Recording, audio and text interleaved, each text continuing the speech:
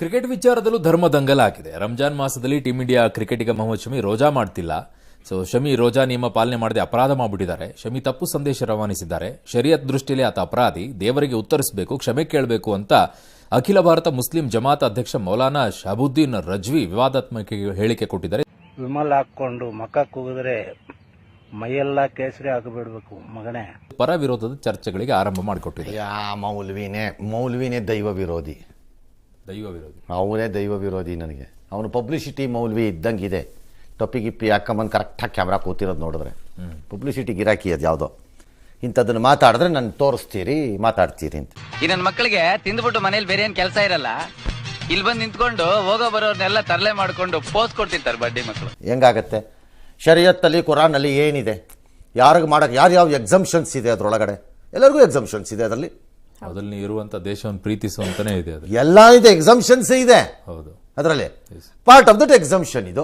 Okay, ಅವ್ನು ದೇವರಿಗೆ ಉತ್ತರಿಸಬೇಕು, ಅಪರಾಧಿ. ಅರ್ಥ ಆಗ್ತಾ ಇಲ್ವಲ್ಲ ಕೃಷ್ಣ? ಯಾರು ಅಪರಾಧಿ? ಇವ್ರ ಅಪರಾಧಿ. ದೇವರನ್ನೇ ಅರ್ಥ ಮಾಡಿಕೊಳ್ಳದೆ ದೇವರ ಬಗ್ಗೆ ಭಾಷಣ ಮಾಡುತ್ತಿರುವ ಇವನೇ ಅಪರಾಧಿ. ಆ ದೇವರು ಫಸ್ಟ್ ಇವನನ್ನು ಕರೆಸ್ಬೇಕು ಮೇಲಕ್ಕೆ.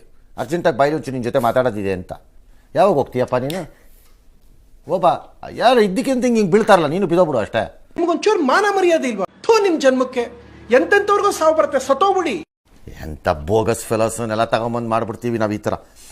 ಪ್ಲಸ್ ಈಗ ಅವ್ನು ದೇವ್ರಿಗೆ ಉತ್ತರ ಕೊಟ್ಟೆ ಅಂತಂದ್ಬಿಟ್ರೆ ನೀ ಏನಪ್ಪ ಚೆಕ್ ಮಾಡ್ತೀಯಾ? ಯಾರನ್ನ ಕೇಳೋದು? ಹಾಂ, ಯಾರನ್ನ ಕೇಳೋದು? ಏನು ಕೇಳ್ತೀಯಪ್ಪ ಆಗ?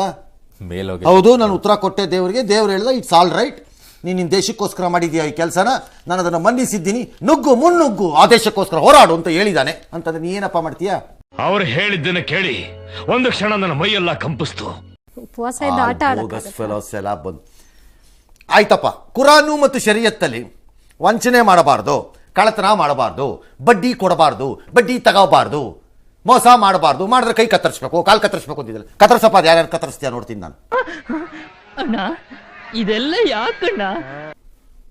ನೋಡೋಣ, ಕತ್ತರಿಸು, ಬೇಕಾದಾಗ ಬೇಡ, ಬೇಡ್ದಿದ್ದಾಗಿತ್ತು. ಅದಕ್ಕೆ ಹೇಳಿದ್ದು ಅವನ ಪಬ್ಲಿಸಿಟಿ ಗಿರಾಕಿ ಇವನು. ಪಬ್ಲಿಸಿಟಿ ಮಾತಾಡ್ತಾ ಇದೀನಿ.